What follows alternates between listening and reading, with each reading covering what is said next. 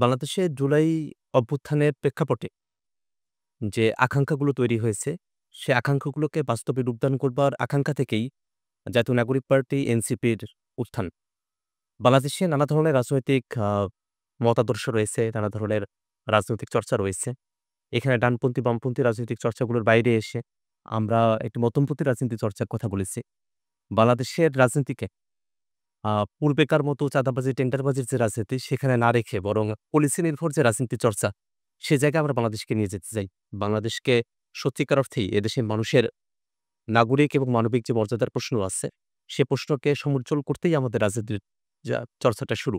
আমরা আশা করি যে এইসব বৈশিষ্ট্যের কারণেই মানুষেরা অন্যান্য রাজনৈতিক দলগুলোর থেকে জাতীয় নাগরিক পার্টি এনসিপিকে আলাদা করে দেয়। বাংলাদেশ ভৌগোলিকভাবে খুবই সেনসিটিভ একটা জায়গায় অবস্থান করে এবং একই সাথে আমাদের আয়তন খুবই কম।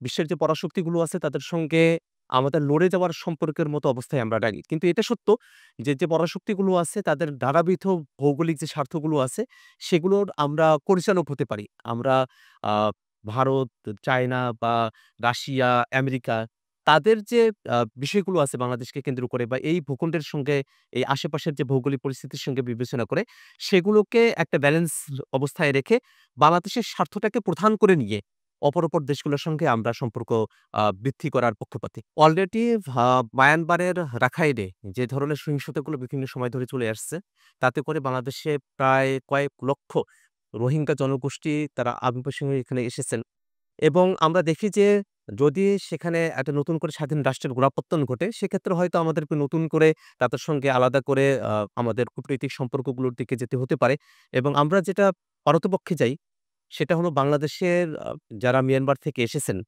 তাদেরকে যেন সেই তাদের যে ভূখণ্ড সেখানে ফিরিয়ে নেওয়া হয় এবং তাদের যে নাগরিক অধিকার আছে সেটা পুনঃপ্রতিষ্ঠিত হয়, সেই ব্যাপারে আমরা অবশ্যই কাজ করব।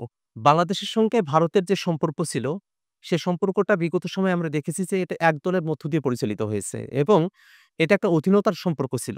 আমরা বাংলাদেশ এবং ভারতের মধ্যে সম্পর্ক দেখতে চাই ন্যায্যতার ভিত্তিতে এবং মর্যাদাপূর্ণ একটা সম্পর্ক।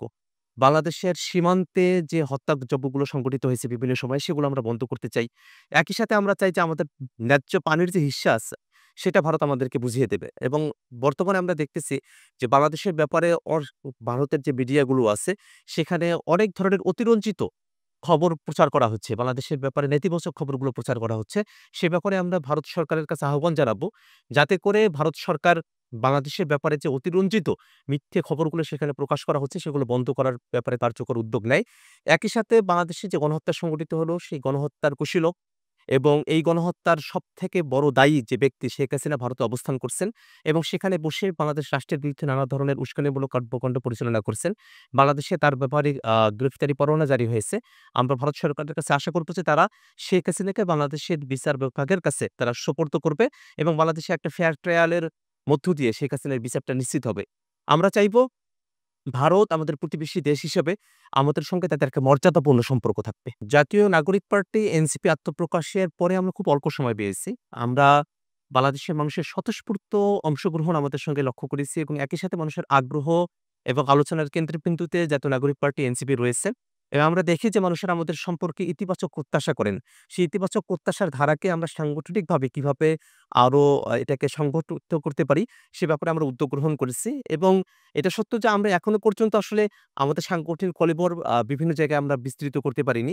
হয়তো শহরাঞ্চলে বা তরুণ সমাজের মধ্যে আমাদের যে আ পরিস্থিতি বা গ্রহণযোগ্যতার জায়গা রয়েছে, একেবারে গ্রাসরুট এ বা তৃণমূলে এখনো পর্যন্ত আমাদের দলকে আমরা পৌঁছে নিতে পারিনি।